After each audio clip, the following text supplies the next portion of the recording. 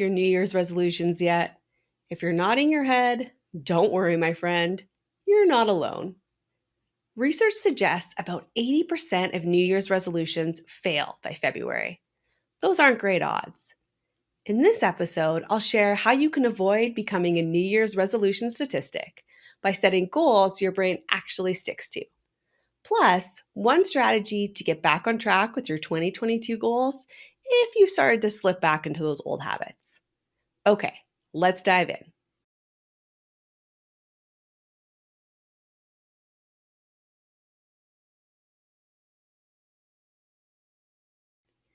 New Year's resolutions.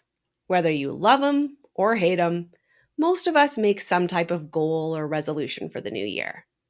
Maybe your goal for this year was related to your business or your job, your health, family, finances, or whatever it is you want to achieve this year.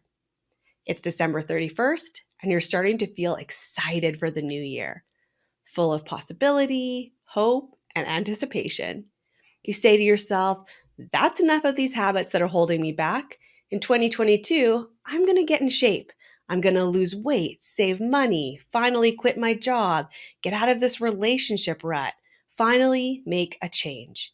And you start the year really excited and motivated, right? You buy that gym membership, sign up for that class, start looking for a new job. You're committed. This year will be different. And you go hard at first. You stay on track with those new habits, but soon that motivation starts to fizzle, and that's totally normal. When you're trying to change anything in your life, make a goal, achieve a resolution, start new habits or new routines, it's important to remember that at its core, your brain is designed to keep you safe. For your brain, life is the safest inside your comfort zone. Habits develop for a reason. They make life easier for your brain. Habits make it so we can do things with less effort. Each task that you do during the day takes effort, and some tasks take more energy than other tasks. For example, driving to work is easy peasy, right? We've all gone into autopilot, gotten to work, and you couldn't remember the drive there, and you're hoping you stopped at all the lights. That's normal. Because your brain has driven to work so many times, it's become a routine you don't need to think about. You get in your car, start it up, and your brain takes you on the route to work with minimal effort. But what if there's construction and you're rerouted, and all of a sudden you're having to turn down the radio so you can focus, and you get to work feeling stressed and tired already, right? Your brain develops habits to make life easier, to be more efficient, and to save you energy. Because your brain runs on energy. It burns calories, and it wants to conserve that energy. Change takes energy. That's why taking a new route to work is harder and tires you out. Why New Year's resolutions are hard to stick to, even if you really want to achieve that goal. And you feel super motivated this year. You start that new habit, whether it's exercising regularly or working on a big project in your business, but pretty quickly your brain says, whoa, this is too much work. All this energy is being put into that new habit, whether it's going to the gym, budgeting, looking for jobs, whatever the new habit is. And quickly, your brain is going to pull you back into those old habits. It's easier to go home and sit on the couch rather than going to the gym. It's easier to go back to having a massive to-do list and juggling a million balls at once rather than focusing on one task at a time and setting boundaries at work. Your brain wants to save energy, so it pulls you off track and back into old behaviors and routines because that's easier and requires less energy for your brain. Part of the reason goals and resolutions are so hard for our brains is we write them in a way that's not easy to stick to. We often set goals that are pretty vague and not specific, like, I'm going to get in shape this year. Your brain says, what does that mean? Lose so much weight, fit into certain clothes. How are we going to do that? Ugh, this is so much work, so much effort. Let's just stay in our jammies and binge a season of iZombie on Netflix, which I am watching right now. It's a perfect mix of campy horror, witty banter, and detective mystery that I like in my TV. Highly recommend. So we make these vague goals that are hard to stick to, and your brain wants to quit. Or we set goals in a way that they're unachievable. I'm all for big goals and dreams, but when we set big goals, they need to be step by step. It's not reasonable to tell your brain, I'm going to go from never working out to exercising every day this year. That much change takes a ton of energy, and it's not sustainable. Your brain's going to push back against these goals. They're too much work. They take too much energy, and your brain doesn't like that. The solution? Have you ever heard of SMART goals? Sounds cheesy, like some acronym your boss made up, I know, just to be catchy. I'm not a fan of acronyms, actually. It was one of my least favorite parts of working for years in public health. They have acronyms for everything. But the science behind SMART goals is pretty sound. Let me explain how SMART goals work. The S stands for specific. You want your goals to be as specific as possible. This makes it way easier for your brain. Instead of, I'm going to save money this year, a more specific goal is, I'm going to put $1 in a jar every day and save that money as an emergency fund. This specific goal requires less effort for your brain. Your brain doesn't have to figure out what save money means. It has a specific goal it can work towards. And this takes less resources and energy, so you're more likely to succeed. The M stands for measurable. Remember, your brain is lazy by default. It wants to save energy. If your brain can't tell if it's winning or not when it comes to your goals, it's going to give up. Get in shape is a great example. Your brain can say, well, I went for a walk today. That must be good enough. And you give up, right? Going for a walk every day for 20 minutes at lunch is a more measurable goal.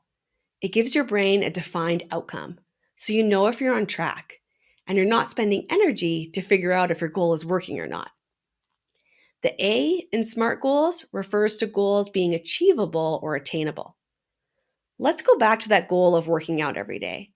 But right now, I'm a couch potato who thinks running is a method of torture, which I do, by the way. Running is not my thing and would not be an easy choice for my brain when it comes to exercise. Big goals are great, but if they're too far in the future, your brain loses motivation, and it takes energy to maintain that momentum. Your brain doesn't want to do it, so it starts to pull you back into those old habits.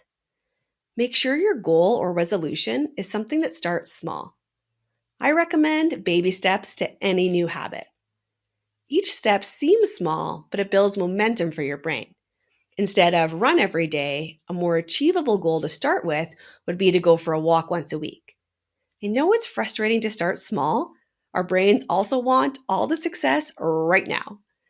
But this is a better long-term strategy, and you're less likely to become a New Year's resolution statistic if you pick achievable goals. R stands for relevant, a goal that matters to you. My boss says he wants me to sign 10 new clients this quarter, but I really want to focus on the clients we have. Then it's not a great goal for my brain. Goals mean more if they're personal and important to you, not coming from somewhere else. Your brain finds it easier to stick to goals when they have to do with something that's really important for you. That's extra motivation for your brain to do the hard thing. Maybe saving money is too vague for you to stick to, but trying to save $1,000 to take your kids on vacation has more meaning and relevance. So it's going to be an easier and more achievable goal for your brain. Pick a goal that's relevant to your life, that actually has meaning and you want to see it achieved. Your brain will spend less energy keeping you on track. And finally, the T in SMART goals means make your goals timely. Set a time limit. Lots of resolutions have no end. Get in better shape. That's a lifelong goal. A great one, but easy for your brain to lose focus. I'm going to walk at noon on Mondays, or I'm going to put $1 in my savings jar every time I get home from work, or I'm going to delegate 5 things off my to-do list by Friday, are easier for your brain to stick to because they have a defined end, a time limit. When we write our goals in a way that takes less effort for your brain, that saves energy and makes you more likely to succeed. Here's a bonus quick tip of the week to get back on track with your resolutions if you're starting to lose motivation. Take that resolution you set and break it down into super small chunks or steps. Remember, change is hard for our brains. So when we set goals or try to start a new healthy habit, your brain is going to push back. Starting super small is a great way to build momentum. I like to start with something I can do in about 5 to 10 minutes, like go for a quick walk if my goals are around physical activity, or read for 10 minutes every night for a week. Really small goals like this work because they're specific, measurable, achievable, relevant, and timely. And your brain loves succeeding. Small wins make you want to keep going. It feels good to make progress, right? But it's frustrating to lose momentum. You set a resolution of working out, but you stop going to the gym and you feel bad and guilty, which makes you less likely to go back. Small wins build momentum, stop procrastination, and help you stay on track with your goals. If you've fallen off track with your New Year's resolution, take that resolution and break it down into bite-sized chunks. Pick one you can do in 5 to 10 minutes and start with that task until it's become a habit. Then you can move on to the next step. This episode is brought to you by my free daily productivity checklist. Ever wish you had more time in your day? This free workbook will walk you through the steps I use to set up my day to maximize productivity so you can get more done without feeling totally overwhelmed or staying up all night to squeeze it all in. Download your copy of your daily productivity checklist at drnicolebyers.com/checklist. Okay, let's do a quick review of the key takeaways you learned in this episode. Your brain's primary goal is to conserve energy. It does this by creating habits and routines to make your life easier. Change those habits and your brain burns a lot of energy. And your brain doesn't like that. That's why goals and resolutions are so hard to stick to. By focusing on goals that are super specific and allow you to take a baby step approach to build momentum, your brain is less likely to push back and keep you on the couch, and more likely to learn that new habit you're trying to achieve. Thanks for tuning in. I'm Dr. Nicole Byers, and this is the Bold Life Podcast.